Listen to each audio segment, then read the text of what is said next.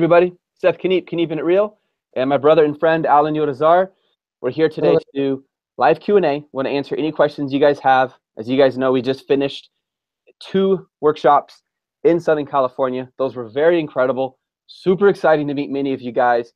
I'm back in Austin, Texas. We had a 3-hour flight back. It wasn't bad at all. My son slept the whole way. He was zonked out, and I was on my phone typing up ideas for 2018. So very, very glad to be back. And I want to specifically thank one warrior for granola barks for Dakota. Thank you so much. I want to thank Susan for these from London. This is tea, and this tea is incredible. And also want to thank, this one's really amazing, David Lopez. All right. This is worth hundreds and hundreds of dollars. You can't get stuff from Cuba. This is amazing. I mean, I'm not going to ask how he got it. These were handmade. Seriously, I could sell these on eBay and make a lot of money. I won't. I will smoke them myself over the next few years because I smoke very slowly, one every few months. But thank you so much. And thank you, brother Chris. This is awesome for these coasters. These things are wood. They're laser etched. They smell like, I cannot tell you, it's like a fireplace, pine wood, kind of a smoky, tobacco, amazing, masculine man kind of smell. They just, the way a man's office wants to smell, this is it. So these are coasters. It almost looks like the JOD logo, man. That's exactly. But he had me an entire box, and guys, these are high-end coasters. These are not cheap. Look at all these coasters, all these different designs. So I just want to thank you guys so much for these little emblems that sit in my office and remind me we're a community. We're people. We're not just little boxes on a screen. It was so amazing meeting some of you guys. That sounds terrible. I said some of you guys, which means it wasn't amazing meeting others. I'm totally joking. Out of everyone in this community, those of you guys who I got to meet was awesome. And now I remember your faces. So this is super cool. And we're super excited because guess what, you guys? In a month, we're doing this in Florida. In February, we're going to be in Florida. David Lopez and I will be there. And maybe another coach. I'm not going to announce it yet until I know for sure. We're going to be in Florida doing the same thing. So very, very excited for that. And we might. January, right? Yes. Did I say February? Yeah. Oh, sorry. In January, we're going to be in Florida. In February, we're going to be in Mexico and Guatemala. And you guys know we're going to be in March, right? And we might, this is my wife's idea, we might do a conference in Austin before Las Vegas. And that'll be easy. It's like I just drive a few minutes down the road. So all of you guys in Texas, it would be super cool. Excuse me. That is awesome, man. And it was very exciting to even with the videos, just to see everybody. A lot of, for me, there was a lot of faces that I know because I met with some of the members by Skype. But it was very awesome to see, all the members, a lot of faces there, and you guys, chatting with everybody. So it was very exciting, even for, I know a lot of us that were just looking at the videos. And I know it was the best quality ever. Those live videos with the shaky camera. We got some people like, I'm out of here. I'm not watching this. And I'm thinking, yeah, I know. We're giving you free 2 hours. Quit complaining, you punk. Like, seriously? We're not charging you for this. Some people crack me up. It's a free conference. We'll charge you next time. No, seriously. We'll get better with it, as you do more, but it will. I know it was annoying. Have it available for everybody. Yeah. Was already. So yeah, and also, guys, remember too, we just planned that. We decided to do the live thing last minute, and there were 2 people. Their arms were shaking. They were trying so hard to hold, like literally, like someone please use an stand. That was so funny, but there's so much that goes into those conferences, and I'm going to say thank you to Susan. Thank you, Saad. Thank you, Kimmy. Thank you, Nilima. Thank you, Pamela. Thank you, Michelle. Thank you, so many people who made that possible. Guys, people worked their butts off so hard to put that on. And you don't know. If you've never done a conference, you don't realize all the work that goes into that. And for me and Josiah, it was amazing. I didn't feel stressed the entire time because I work with a badass team. I was able to focus on teaching and coaching and doing one-to-ones. I had a bunch of one-to-ones. It was amazing. We got to sit down, look at your Seller Central, help you work through that, get to know you, meet husbands and wives. We were approached by investors, by inventors, by people who do certifications in Mexico. Like the opportunity, there's a guy flying out here to Austin to have dinner with a whole bunch of investors. They want to invest in our company as a result of this. Like, it's amazing. I'm telling you guys, go to conferences. The networking value is unbelievable. It's like nothing else. And for those of you guys who are upset about the live video quality, show up. You don't have to worry about it. It'll be really good quality. No, I'm partly messing with you, but we will do those live in the future, and we will get better equipment. But that was the last minute idea. Why not? So that's why we did it. All right. Thank you, man. And so that was the first time he ever publicly spoke. I was really impressed. Like, we sat in the hotel and worked back and forth and messed with each other and really, really tried hard to, and he did awesome. He did absolutely amazing. So next time we're going to have a Mac versus PC commercial for sure. That'll be really fun. All right. So good to see you guys. I'm looking at the chats here. Thank you, Amanda. Thank you, Brittany. It was so hilarious. Where's the recording for the workshop? It's on YouTube. You'll find it there. If anyone's having struggles in Florida, it'll be in Miami. It'll be in Miami, Florida. And the next one will definitely the next one's Guatemala, and the next one may be in Austin. So if those of you guys live in Texas, my fellow Texans, I would love to meet you guys in person. Absolutely. Okay, cool. So yeah, if you guys are having trouble in the Facebook group, make sure you email community@justonedime.com, community@justonedime.com. Any questions about the program, make sure you email the right person. If you go to the Facebook post, you'll see exactly where to do that. This is not the place for that. Questions about the program, promotions, ideas, discounts, all that.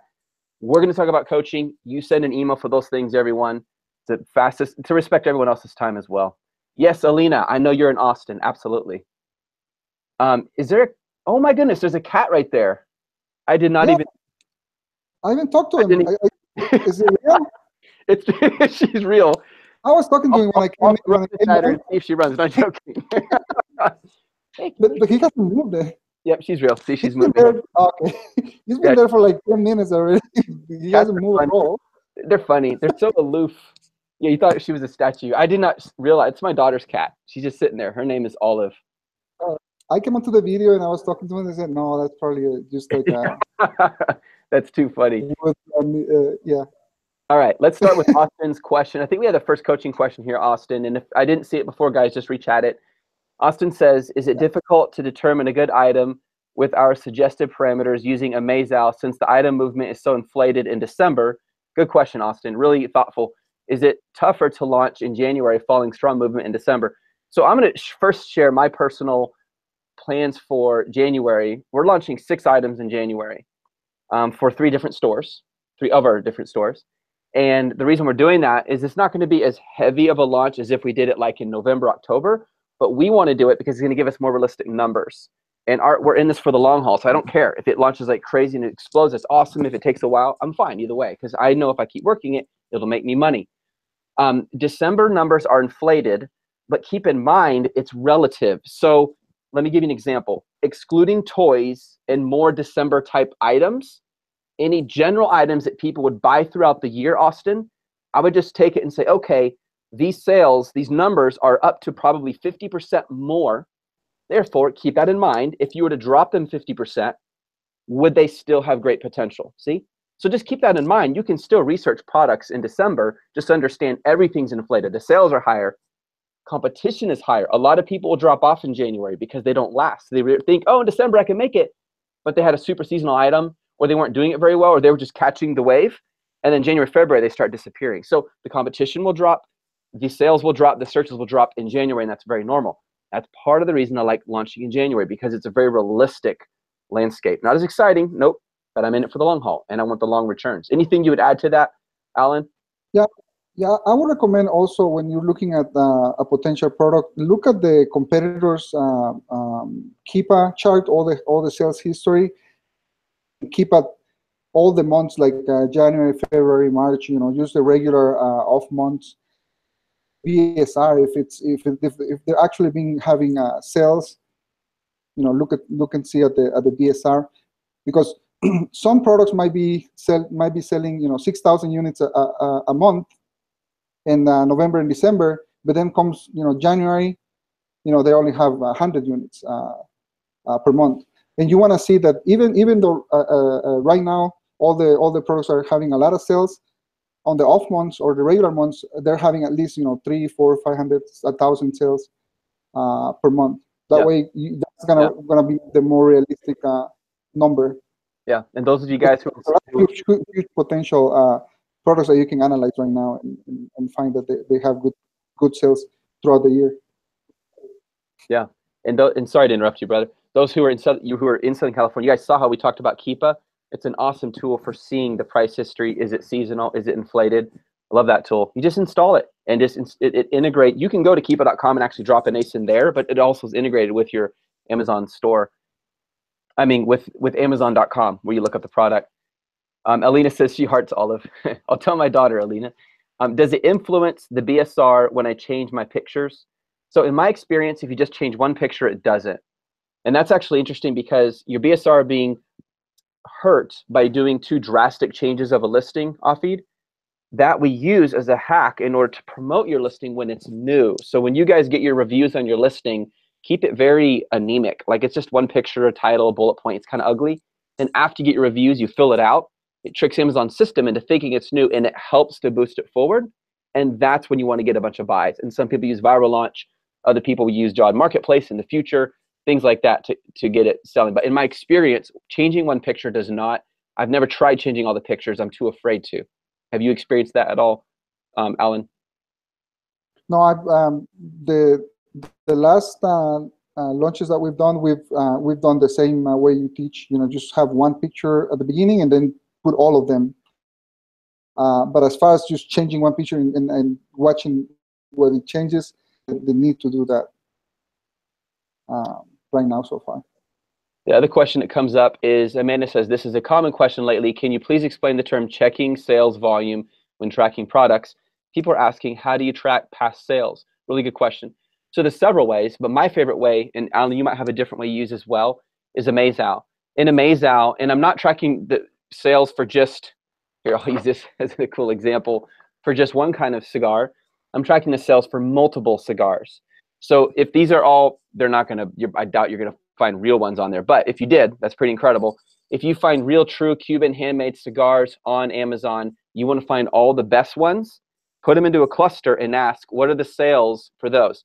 So sales volume, so sales units is how many sales.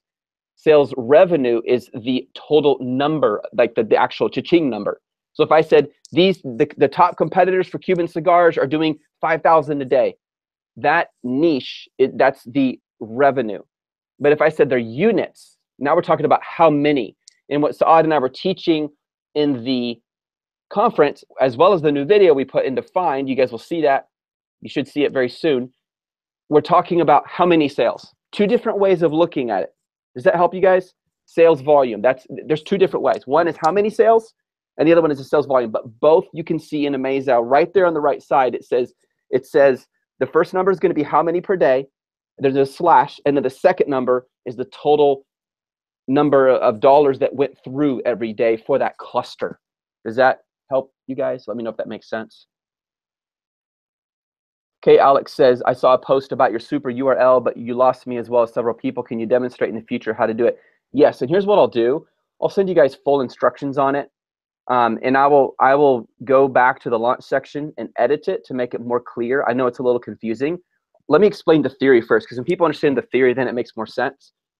What you're doing is, if I gave you, okay, Alex, if I gave you this link to one of my products, every time you click the link, it'll pull up search results.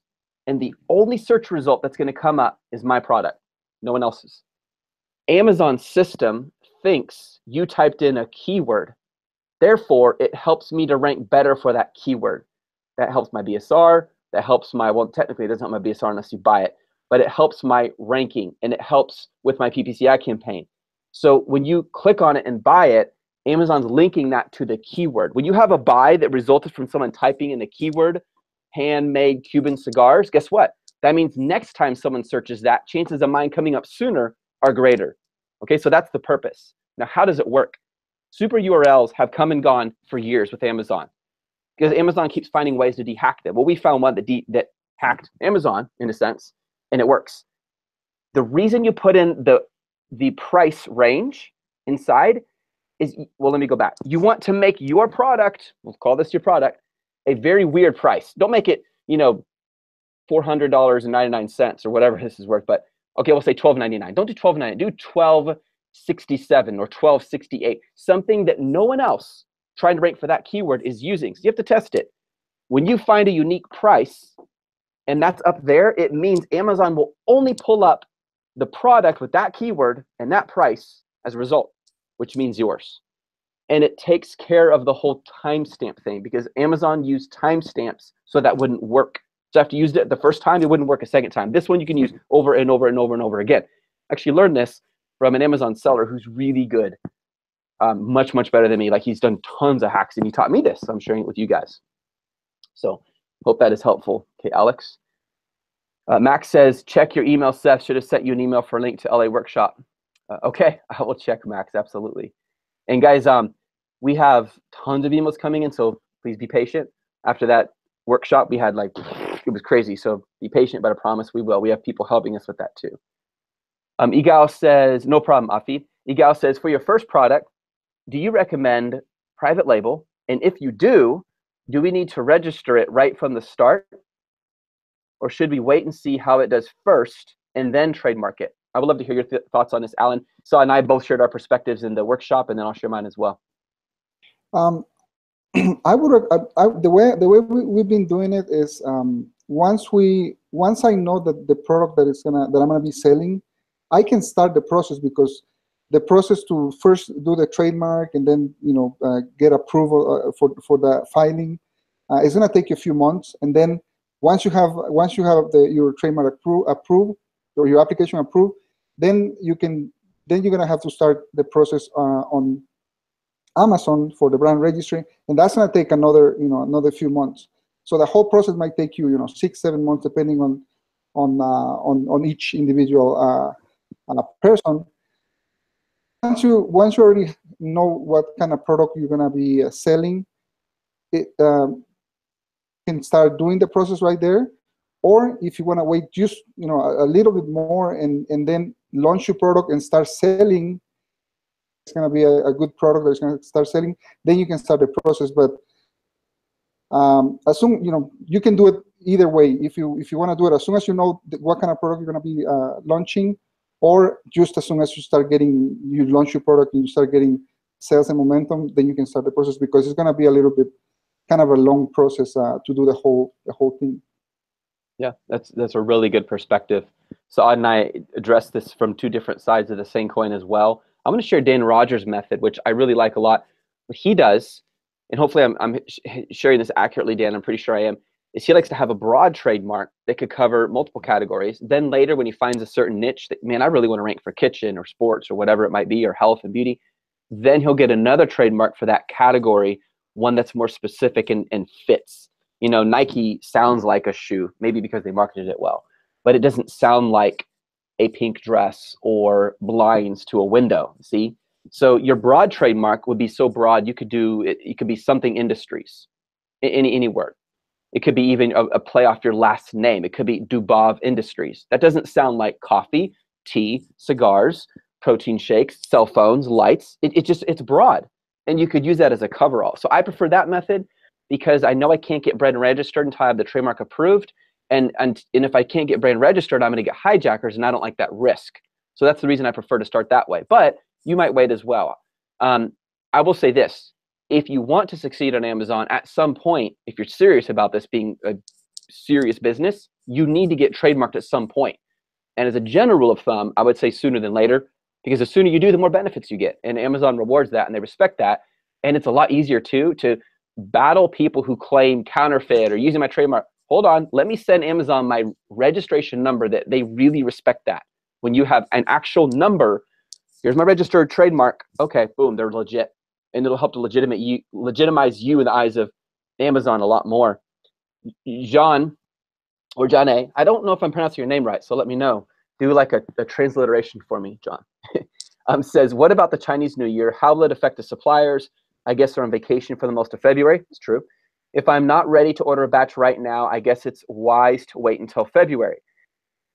Great question. Couple things on this. Chinese New Year doesn't cover the whole of February, but for the most of February, you won't be able to do anything. So consider February optimizing month and product research month, like everything else. If you need to work on your website, if you need to work on your trademark, all these other things, that's what you can do in February. You're not going to be talking to many suppliers in February. Yeah, don't take the month off too. Yeah, don't take the month off too. Oh, goodbye, guys. I'll see you. Very good. Now, here's what happens. Even though it doesn't start right at the beginning of February, a lot of the workers will go home early. And then in March, new workers, some of those workers don't come back and different workers come back in, which can affect the quality of your product. So you want to make sure you have a really good supplier, because you could get that second batch looking a little different if there's different workers working on it. I don't want to scare you guys, but that's the reality and the truth. That's one thought. The other thing is in January, you can still order. You can get stuff from suppliers. I would say do it within the first 2 weeks though, like as fast as you can, because it may, especially if it's a new mold, that's going to take time to make. They may not be able to make it in time. So at the beginning of January, do it. If you're not going to make it by then wait until March, and that is no problem. If you're in this for the long term, you see it as an investment in your future self will thank you that you were patient. One more thought on that. Okay. The other thing is, if you run out of inventory, let's say you launch late January, early February, you run out of inventory, you can't get it now for a while. So I would make sure it's a very well-researched product. That way you can buy more to carry you through. Someone walked up to me 2 days ago in Los Angeles and said, Seth, I launched the product and it sold out in a few days. Hundreds. Just she had no idea it was going to do this well. She was blown away. Now her problem is I can't get inventory back fast enough, which is a good problem. That can happen to you. Go ahead, man. I was gonna ask you. So, would you recommend, even if it's not your first or second order, and you're not really doing any quality check for the whole orders, if you order something that is gonna start, that they're gonna start producing at the end of February, we recommend to do a new quality check on the whole order. Absolutely, and I'm so glad you mentioned that. We're kind of thinking that there might be different people producing our product. Yeah, absolutely. If you want our team to do it, we can. The four suppliers, photos of samples, they can do that, or get someone else to do it. Have someone go to the factory, take pictures of it, tell them exactly what you're looking for, so they can verify this second batch is exact matches the first batch, because new workers might have. Well, usually it happens this way. Some or all, a lot of them will switch out between before and after the new year. So very good. Yep. Next question, please give the company name again for Keepa. Yep. Let me go back down. Okay, we're gonna go fast because there's a ton of questions in here. These are really good questions, you guys. Thank you, John, for helping with that. How do you use Keepa to figure out changes in sales revenue? Alan, I'll give this one to you. Changes on sales revenue, like I think you need sales and revenue, I think is what he's saying. Yeah. So number of sales and then sales volume revenue. Yeah. I would say, like, on Keepa, you're going to see one line that is going to represent the price.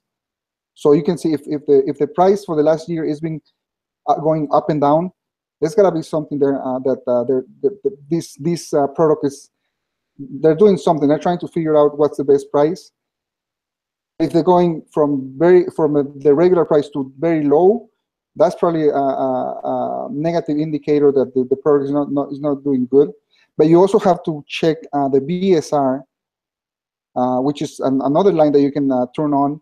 And for example, if you want to check the one month, you can check the BSR and use like FBA Toolkit to see how many sales, the BSR number, how many sales it represents on that category.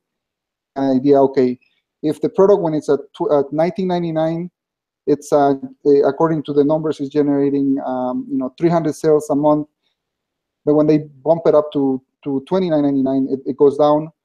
Or if in order for them to get 300 sales per month, they have to lower down to maybe $12.99.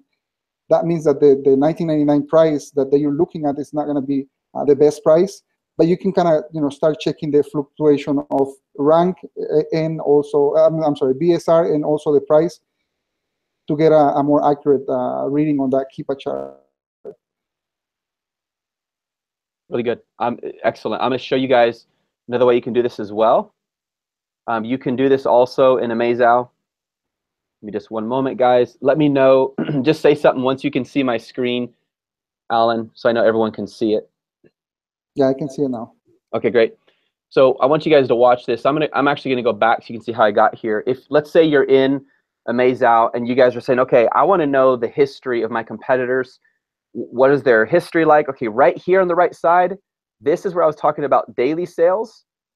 See that? 161. So of these 7 top competitors every day are doing approximately 161 sales a day, and the revenue is 12,267. It's a very, very high ranking product, and you can see the competitors are low. Yeah, this is actually incredible. The median reviews are a bit high though. So see that? So that's one way. Then I can go deeper, like Keepa, by clicking on the title of my, remember, this isn't one product. This is a collection of the top sellers. It's a niche. It's a market. Okay, so of these 7 competitors, I'm going to go look at them together. So I click on that.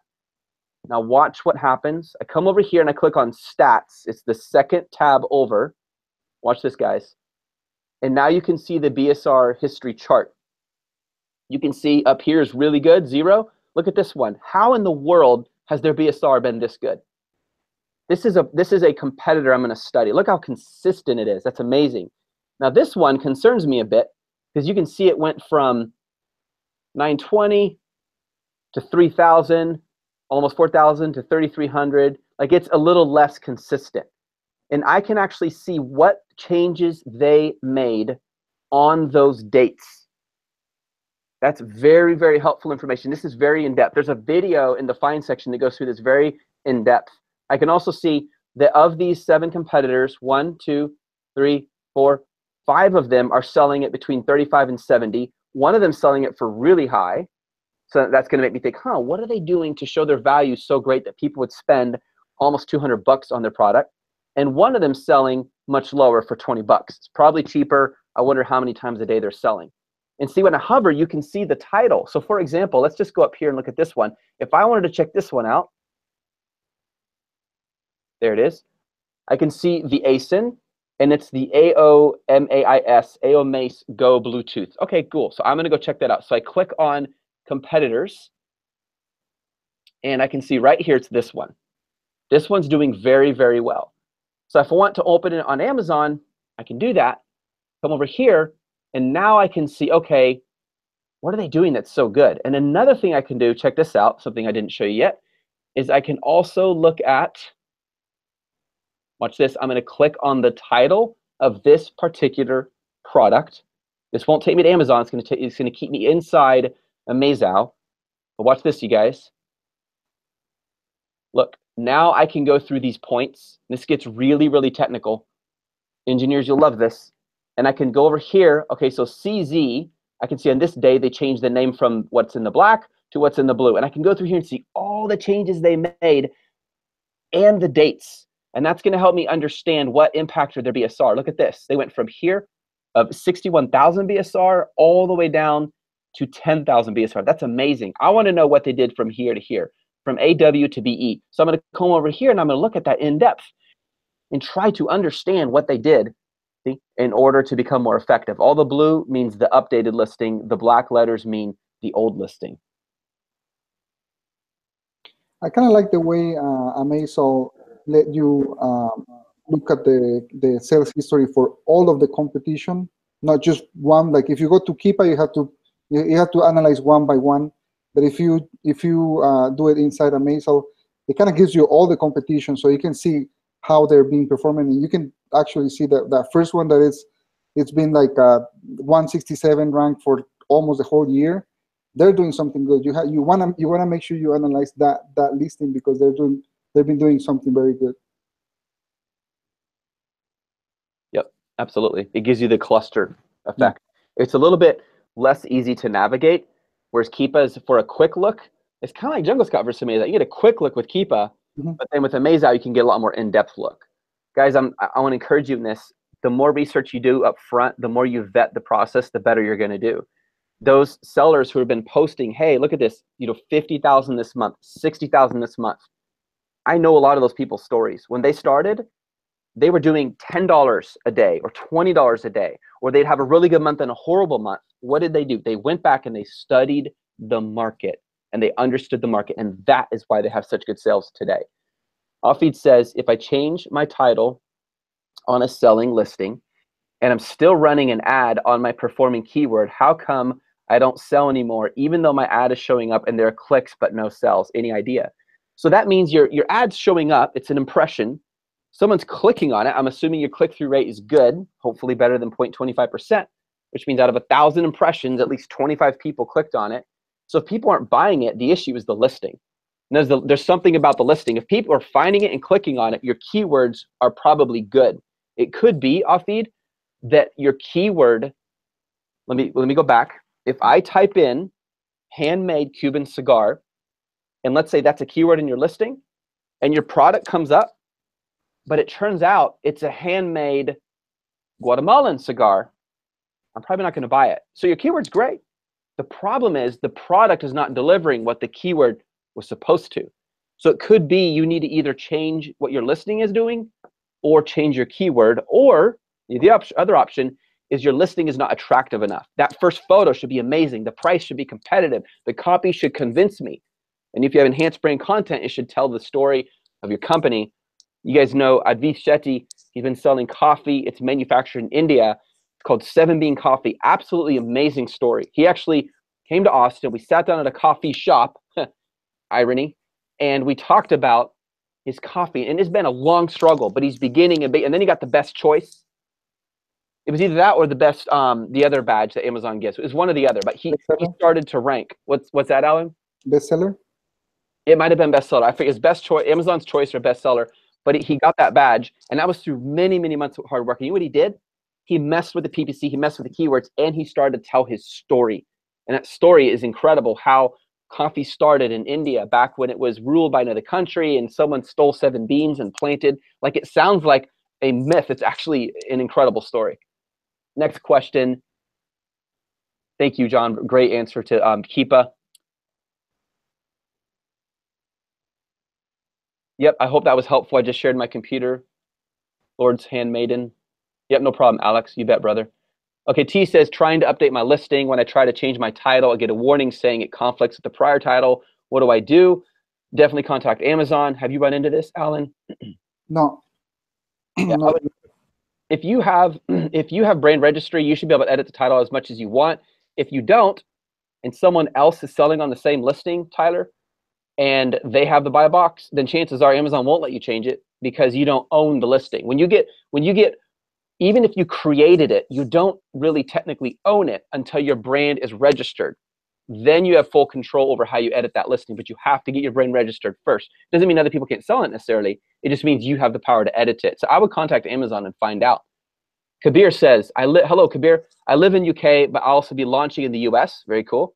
If I don't have any family or friends in the US, what is a recommendation for getting 3 to 5 sales at $10 higher than FBA price as per new launch guideline? Great question.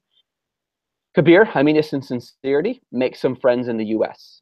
We don't currently allow that to be done on our platform, but if you find friends or people you connect with, say, hey, would you buy this for me? No problem, brother, do that. That's absolutely fine.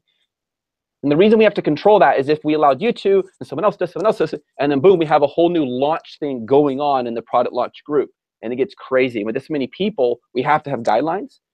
But brother, make some friends in the US. I have friends in the UK. I have lots of friends in the UK now. I just mean it sincerely. Network. You're going to have to network. You want to build your business, you got to network and make some friends.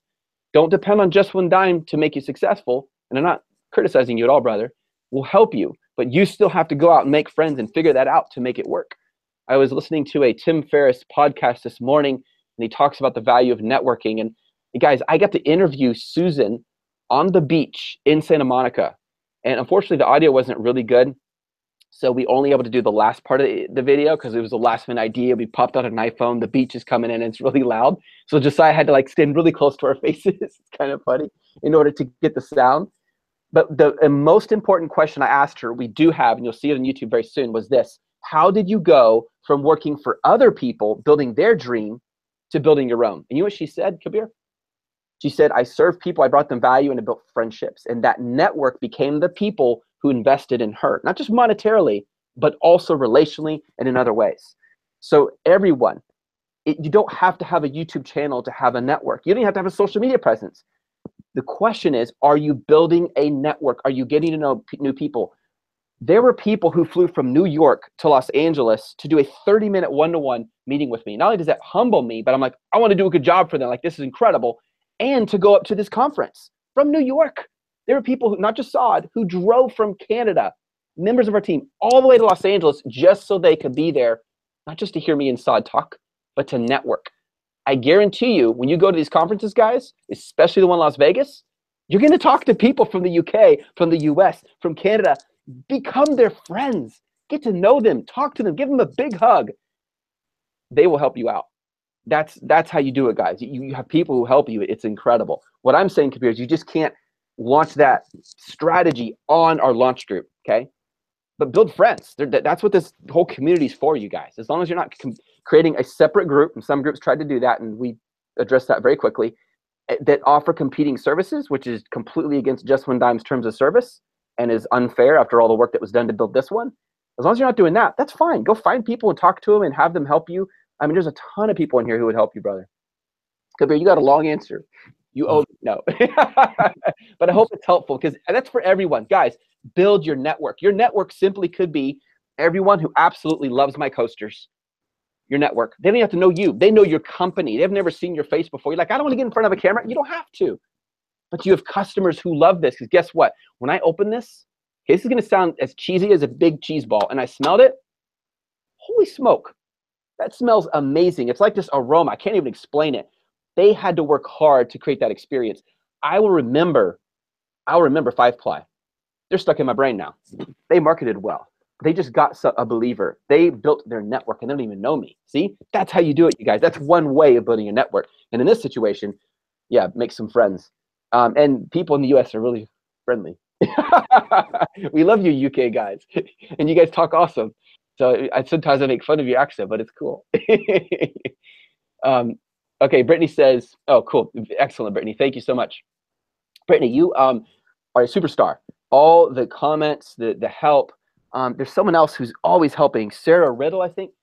I'm seeing so many of you guys help each other out. I just want to say, guys, this is awesome. I love the feedback, the encouragement, the positivity, the help you're bringing. Some of you guys are really new, some of you are advanced, but you're helping people.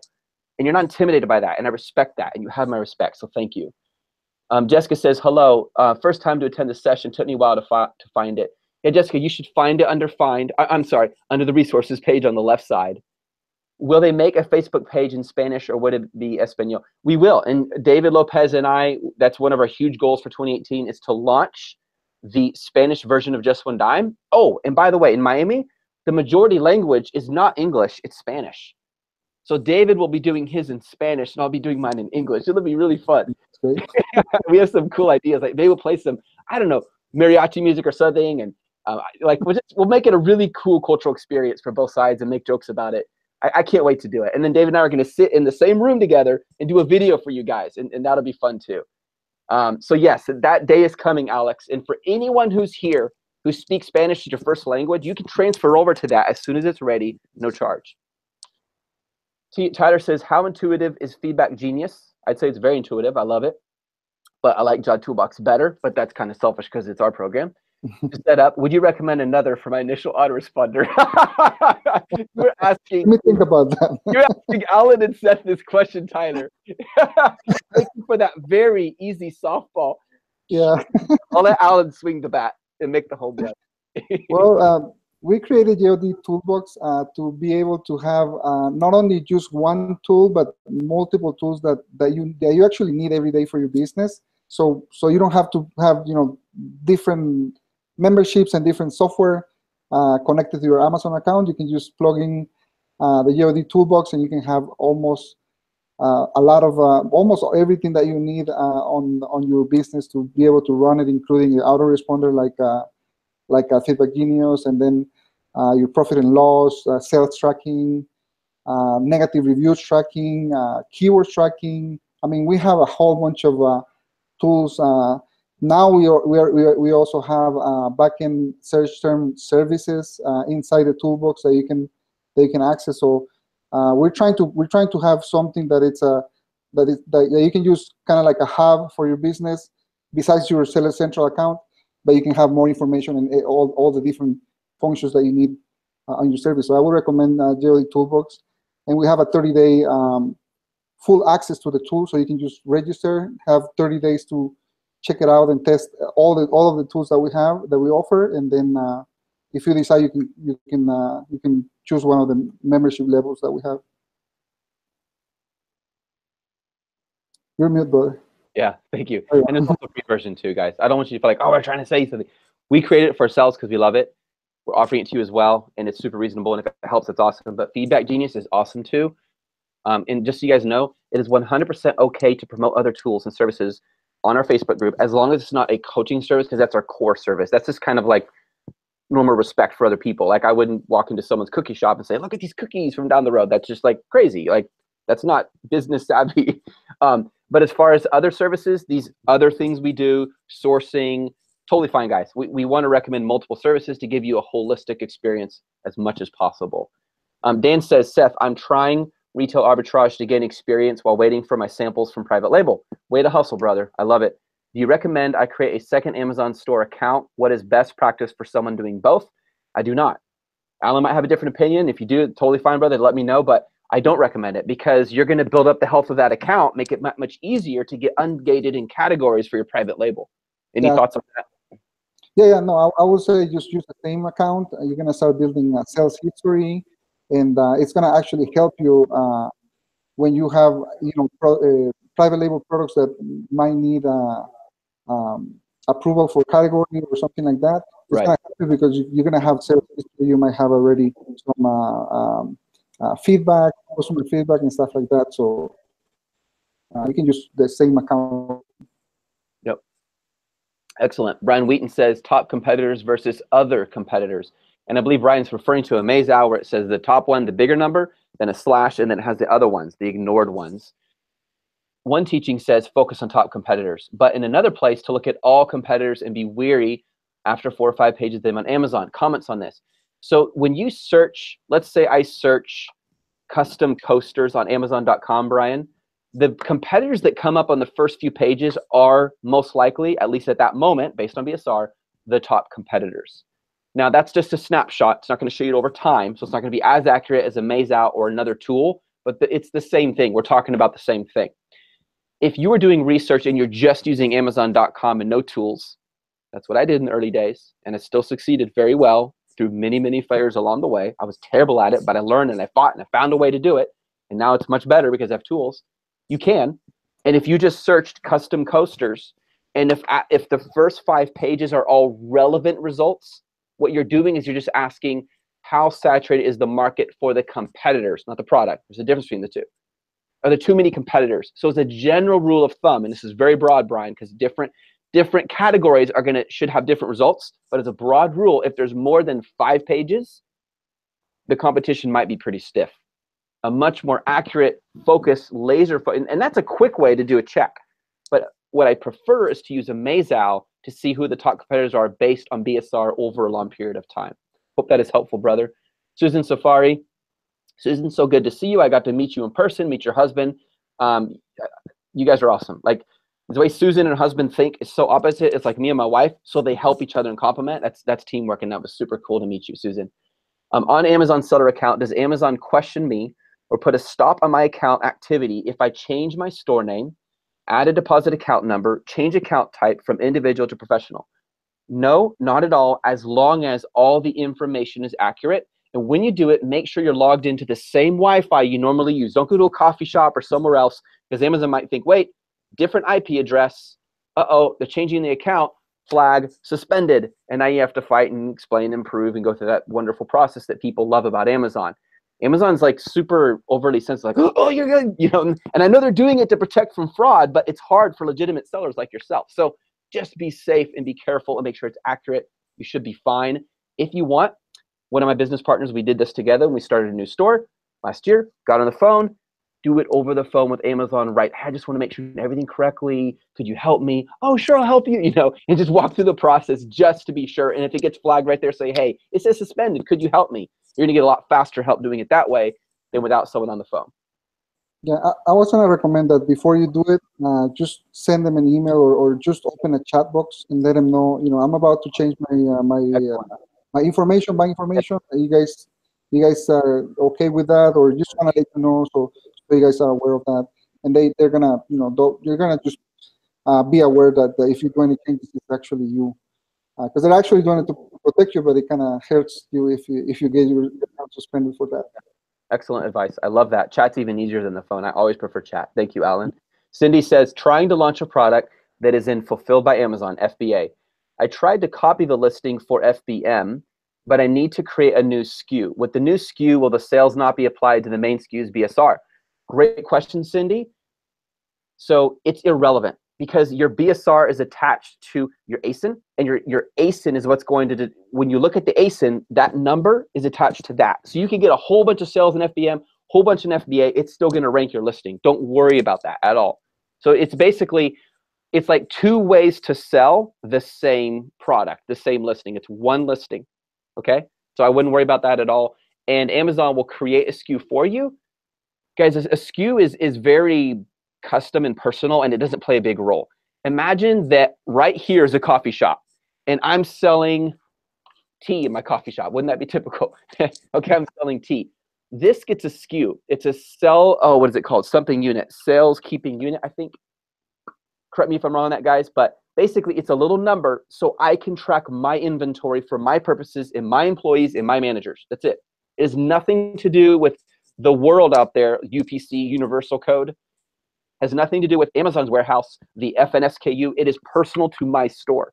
I can call it whatever I want. It's like your own library cataloging system, okay? So SKUs don't play a big role other than what you want to do for your business. You can call it whatever you want. It's just your internal number on your own catalog. That's a much better way very simpler way to say it. I used about 10,000 words. Thank you, brother. But I like sharing things on my desk that I'm happy about.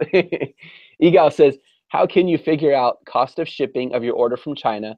What is the easiest method where it goes from factory to Amazon warehouse? I'll share what I do. Alan, you share what you do. So I use a team that takes care of it for me, and it is our own sourcing team. I use it because it's simple. I don't have to deal with it. They give me a price. I know the price is good because they're taking my products. And if it doesn't fill a container, and on a launch, it's never going to fill a container. There's no way I'd be that crazy.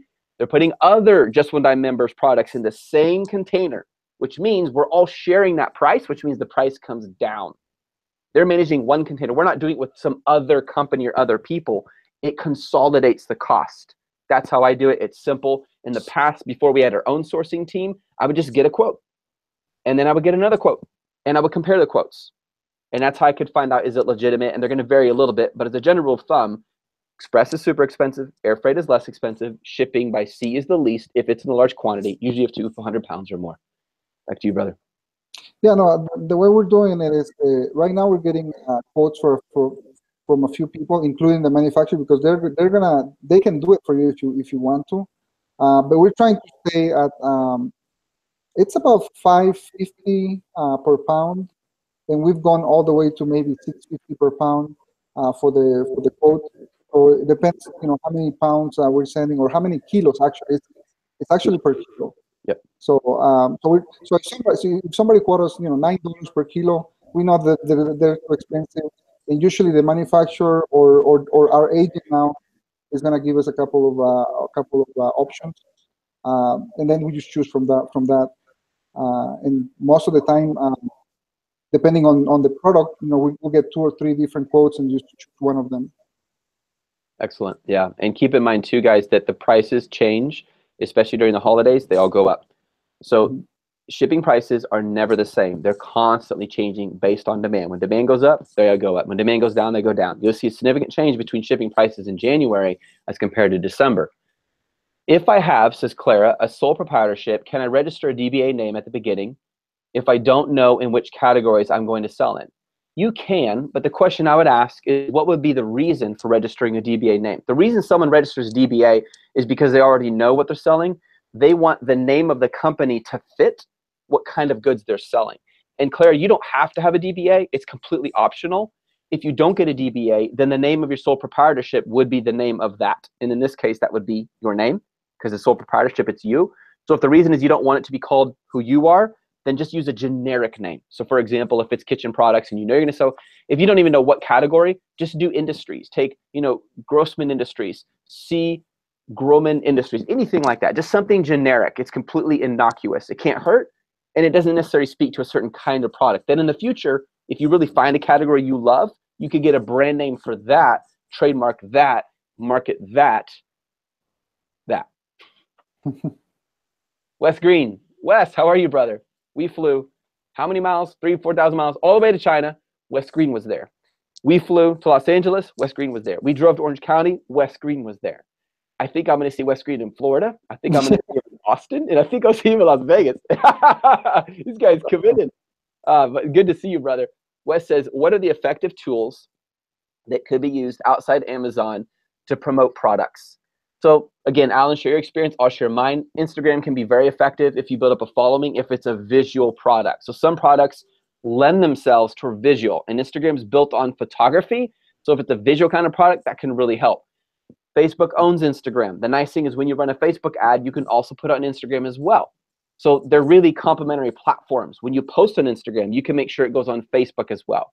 One of my favorite ways is to create a page where you get as many likes as possible, do promotions on that page, but to get the promotion, people have to click a link that takes them to your website. And now you're drawing traffic to your website. And now you're building up a following that isn't 100% dependent on Amazon. There's a ton more we could talk about this, but those are my favorite ways. Anything you want to add to that, Alan? We've been using mostly websites that allow you to do discount, like JumpSend and Snapshot. But actually, on the conference that you guys did last week, you were talking about influencers and using a strategy to contact influencers and review your product. I think that's kind of like a good way to to get some promotions going, and it might not be very expensive if you take the time and spend the time looking for a lot of influencers that might have maybe a small community, 1 million people or 500,000 people, and just do a review on your product. They might not even charge you that much. So I think that's one of the things that we're going to try to start doing more research and trying to apply for 2018. Yeah, I should have mentioned that too. Absolutely, YouTube is an awesome way to do it. Literally get your product in front of millions of people for a very low cost. And if you're creative, you can do that. Absolutely. Rad Carta says, if you run out of inventory, is there anything you can do to save your rank from tanking? Yes, partly, not 100%. Close the listing. On the right side, go to the arrows, click the button. It'll say close, hit close. Don't delete it, close it. That's better than keeping it open with no inventory. Then your BSR becomes this very high, wonderful number. You don't want that to do. It'll slow that down. It's still going to hurt because you have to start it up again, but that's what I would do, Rad. Excellent question. Good to see you, Miss Claudia. Hello. Tahad Goren says, if I move from one category to another, do I lose BSR? Have you experienced this? I know you recently did this, Alan, and it seems like it helped you, but I would love to hear your thoughts on this, and I'll share my thoughts as well. For me, it actually helped me because I was doing, we were kind of testing one product on one category, and we found out that there was a better market on a different category, so we end up moving it. It actually helped us getting more sales. Mm-hmm. The only thing I would be very cautious is that if you move from one category to another one, make sure that both of them, that your product fits on both of them, because that's one of the things that Amazon don't like. People sometimes they do it in purpose to be able to sell products on a category that they're gated. Yeah. So if Amazon catches you doing having a product where it doesn't belong, they might give you a hard time. But if you're just switching from a good category or from one category to a better category, but your product fit on both of them, I don't see any issues with that. And if you're doing your research very good, it might actually help you get more sales. And the word relevant was in my mind as well. Relevant. Make sure it's relevant. That's the key thing. And she came by to say hello. Hey. Hello, everybody. She's going to teach the rest of the lesson. She's going to teach you guys how to sell on Amazon. All right. I like cats, but I like dogs a lot better. It's more friendly. Everyone is either a cat person or dog person. I like dogs. All right. Can we have family and friends give 5-star reviews on our Facebook page, not on the Amazon product listing itself? Yes, absolutely. You absolutely can, Brittany. That's a brilliant idea. Everett says, hey, Seth and Allan, you guys rock. Loved your keyword workshop. Thank you, brother. I appreciate it. When adding relevant keywords to... Go ahead. What? I've been getting a lot of good feedback on that. It was Awesome. very helpful. That's awesome.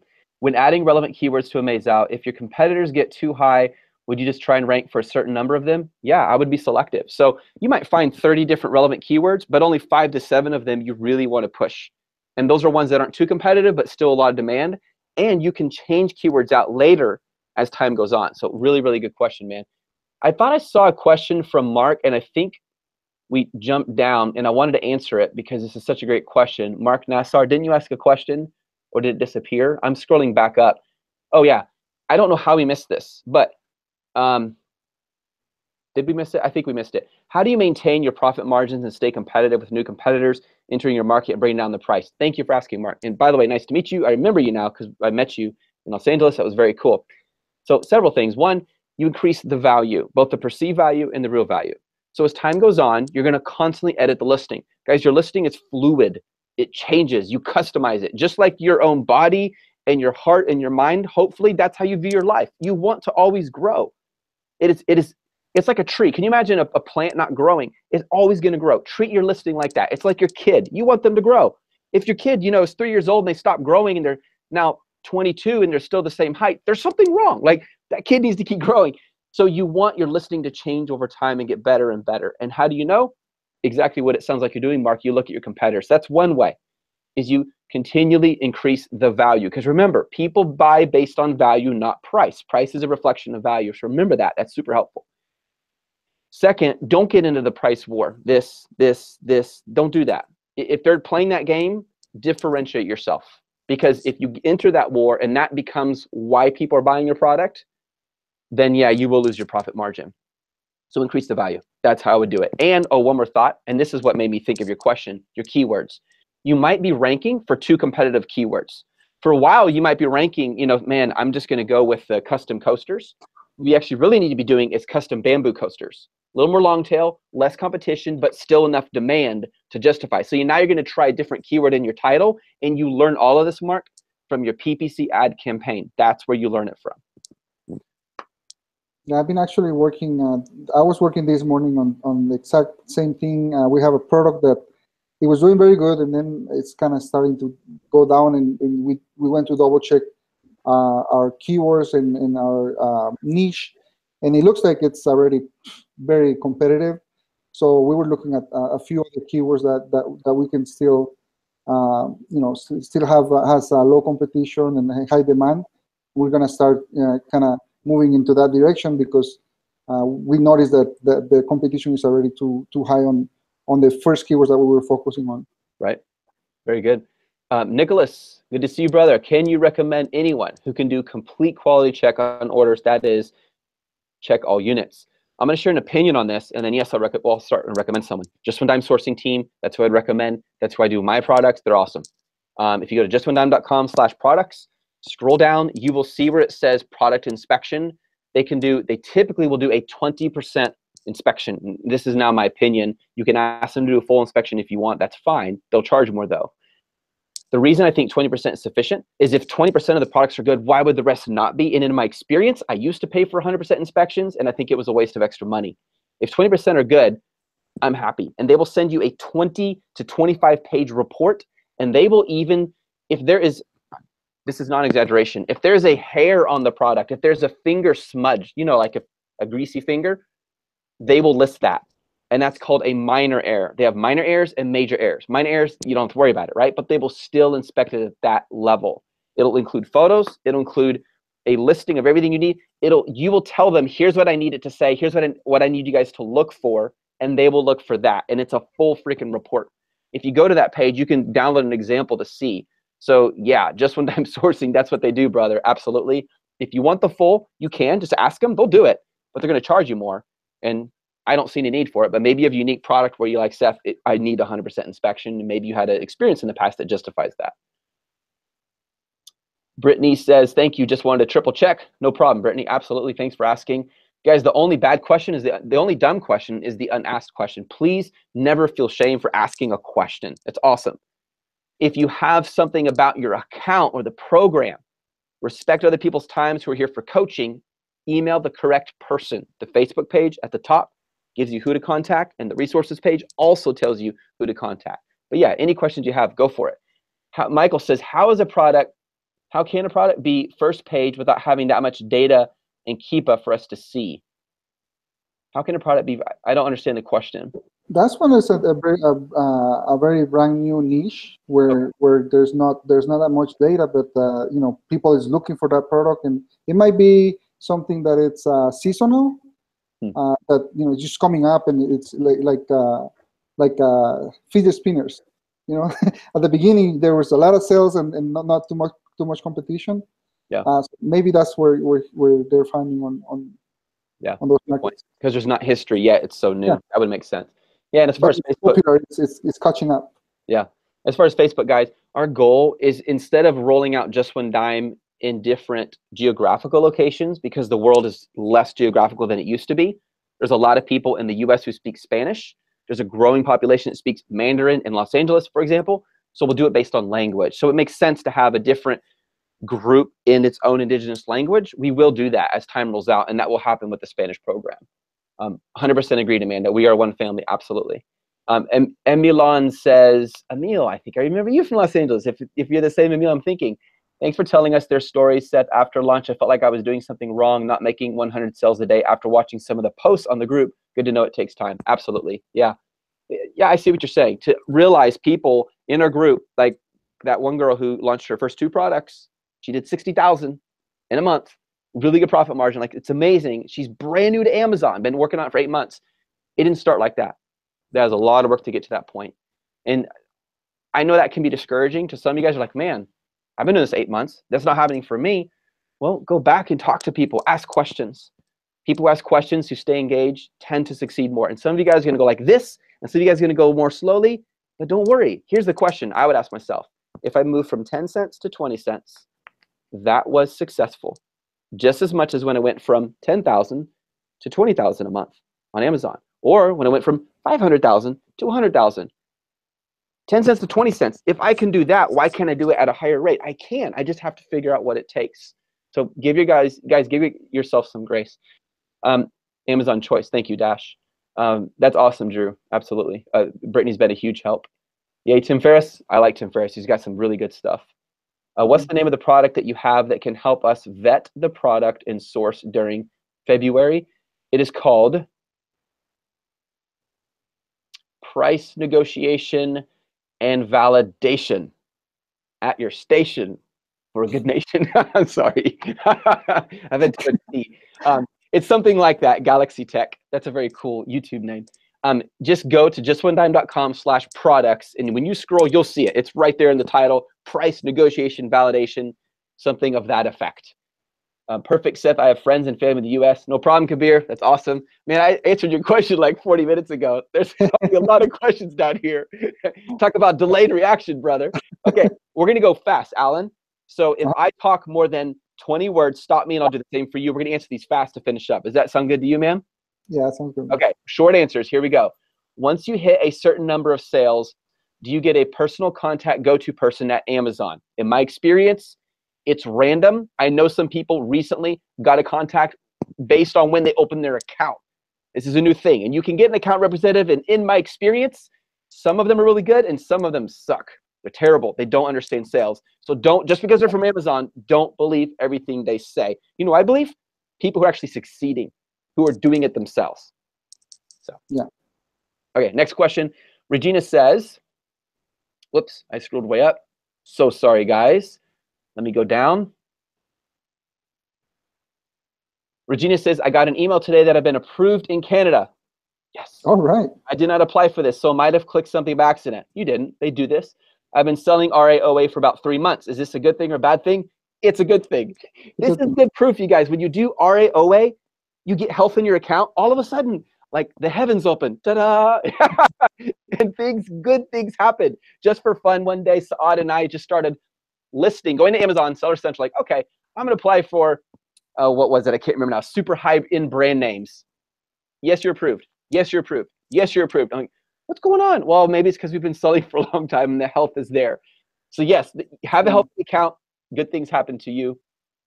We did 150 applications in one weekend, and we got 176 or something approved Wow. you know, that was like 176 approved in one weekend.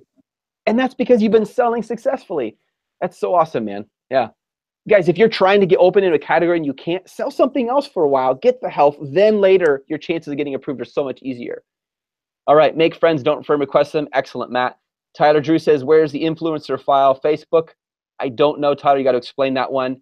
Blown away by the generosity of the job members sharing information. Totally agreed, Alina. That is the kind of community we're going to keep. And we will do whatever it takes to protect it. And if people start detracting from that, boom, they're out. We are going to help people succeed. That's what matters. I think Instagram is one of the good places for influencers. It really is. Link to what, Alina? An influencer reference would be awesome. Your network is your net worth. Amen, brother Dan. Can you add watermark graphics on your Amazon images? You can. You're not supposed to. If you do it, I wouldn't do it in your featured image. I've never seen someone get suspended for it, but Amazon discourages it. However, Chris, why not just have the logo on the product in your picture? See, that's what I would do. Put it in, and people still could edit that out. People are pretty good with Photoshop. They could do whatever they want. That's where you have to go to Amazon, open an infringement claim. Images are the property of Amazon. Absolutely, John, you're right. I did change my storefront name, no problem. Thank you, Nina. Should we be concerned with the number of Chinese factories selling directly in Amazon FBA? Matt, that's one of the major reasons I have a personal liaison in China to help me understand that better. That's exactly, like 50% of it is exactly what you said. And the answer is no, not at all. Why? Because there's always going to be new challenges. There's going to be new countries. It's always going to happen. I say they're not optimized. They're not really doing. They don't really know what they're doing. They don't know your market like you do. I can sell to an American any product in Amazon so much better than any person in China can, because I'm American, so I understand my culture. You see, now they can copy and all that. Well, I got trademarks.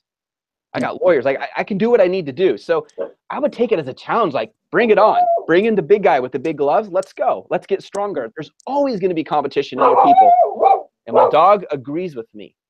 Yeah. Okay. Next question. It was so great meeting you in Los Angeles. Able to tell how much of an impact you're making in my life. Thank you, Alex, so much.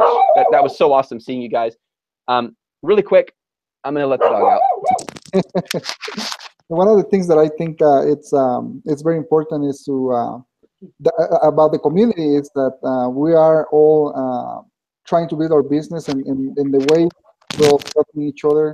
It's really, I think one of the best things that the GOD program has is the community. It's where everybody is learning and growing at the same time, and it's awesome to see a lot of people just helping each other. So it's that's I think that's the best thing for the community. Amen. Yeah, I 100% agree. Jessica says, is there a recorded video in handling negative reviews and answering questions in a negative way? Absolutely. It is in the grow section. We go deep into that. Also, is the JOD Toolbox yet able to find the customer order information of people who left a negative review, Alan? Right now, the way we have it, because we haven't gone to it's like halfway, 50%. Right now, you can put your ASIN number, and it's gonna start tracking it. Whenever you get a 1, 2, or 3, it's gonna let you know. It's gonna send you an email, and then you go to the toolbox, and we actually can get you the customer ID. So with that customer ID, then you can go to your Amazon account and search all the orders and look up for the customer ID. That way you can identify the exact order. But we're working on a plugin, or actually a Chrome extension, that is going to allow us to, just click one button and open your seller account, and then go and do that for you. So we're at 50% right now. But you can actually, it's very hard to find the customer ID. So that part we haven't figured out. Yeah. Yep. And there are some manual ways of doing it, and it works some of the time, but not always. So we're working hard on that. But yeah, in the growth section.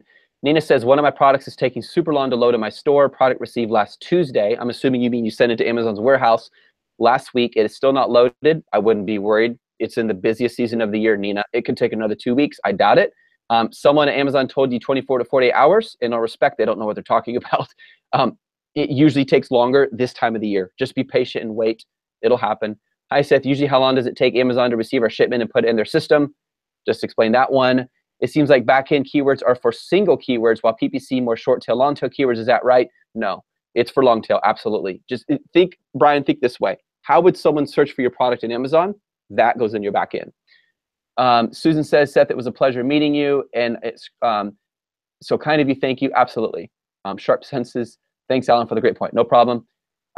You as well, Brittany. That is awesome. Looking forward to meet you too. What is the limit from going from air to sea on when shipping from China?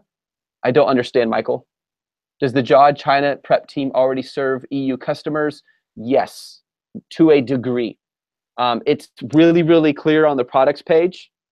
It'll tell you what they can and can't do. If it comes to shipping, absolutely. If it comes to product inspection, I mean, basically everything's based in China. The only thing they don't do is they don't do FBA Prep Center for non-Western Amazon stores yet. Okay, and we're working on that hard. Can you put those YouTube? Thank you, Kyle. Can you put those YouTube videos on your listing? No, you can't, and you don't even want to. What you're doing, KitKat, is you're trying to get a YouTube viewer, a YouTube host to promote your product, to talk about it, to review it, and then they offer your Amazon store link below. Do the super URL. That'll help even more, and people can click on that. It takes them to your store. That helps with ranking because it's another algorithm because it's coming from outside of Amazon, and they buy it. And if you send in 2 or 3 free ones, say, hey, YouTube reviewer, Mr. Unbox Therapy, could you run a promotion for me? Do some kind of reward for your clients. I'm sending you 3 free products. Like, you're giving them a gift. You're giving her a gift. Oh, okay, great. So whoever, posts this many times on my social media, says the YouTube host, I will send you a free product. Bam. Now you've given incentive for them to get more followers and you get more exposure. Let's see. What do you do if the 20% inspection uncovers a problem? You go back to the supplier and say, I'm not paying you the rest. You're not getting your rest 70% until you fix the problem. That's exactly what it's for. Great question, Mr. Weisenberg. Another inspection after they fix it. Yep. Just to make sure everything's good. Yep. And John is exactly right. You have a clause in your purchase contract that the supplier will rework the faulty units or reduce the price. In the build section, there's a video that explains exactly how to do this, you guys. Make sure you watch that video on supplier sourcing. I heard on a podcast a while ago, don't have my own experience yet. Will there be a extra Christmas discount for the job products like there was for Black Friday? I don't know. I have someone else run that marketing department. It's not something I approve it, but I don't run it. So that's completely up to the Just One Dime marketing team. There will always be promotions in the future, just like any company has promotions and discounts. And I might buy this today and come back tomorrow and find they're 50% off. No, it's okay. It's part of business and how people run. Yeah, it's fine. So just do what's best for you guys. Where do we find JOD Toolbox? It's toolbox.justonedime.com. I love this training and the people. Kudos. Thank you, Davida. When you're differentiating with inserts and or stickers, do you ask the supplier to do that or Amazon? Always the supplier. Yeah, Amazon won't do that. Thank you, Brittany, for sharing the link. Okay, I think we actually did it, you guys. Where's the reviewers list? It's under the launch stage, Tyler. I highly recommend you use the templates for the emails for reaching out to them wisely and gently. Those are the top reviewers. It is updated, but make sure you don't just send a blast and say, hey, everyone, review my product. It'll freak people out. You need to do it wisely. So use the templates, you guys. Is there a video for setting up your Amazon store to handle returns and such? Yes, there is, both in the start and the grow section. All right, Alan, go ahead. Yeah. Is the promotion that you guys run on the conference still available, or it was just available? It is still available. Yep, absolutely. Okay, then they can go to the justonedime.com/ what was it? Well, the promotion only applies to someone who is not a Just One Dime member. So it doesn't apply to anyone here. But what we did is we did something special for people who say, look, I've been looking at Gold or Diamond. I'd like to upgrade or even try it for a month. You get a 20% discount on that first payment, which is massive. Because it's a much higher investment because you get one-on-one personal coach to help you. So what we did is we sent out an email. You have to email May at Just One Dime. Guys, questions about promotions, May at justonedime.com. Email her. She'll take care of you. She's badass and she knows what she's talking about, and she'll help you. This has been awesome. Extra 20 minutes today because we love doing this. Alan, thank you so much, brother, for your time investing and helping people. And guys, I hope this is super helpful for you as you continue to fight for freedom. Keep going. Don't give up. And laugh at challenges, laugh them in the face, and go right through and keep going. Have that mentality. You can succeed. All right, guys. See you, brother. Bye.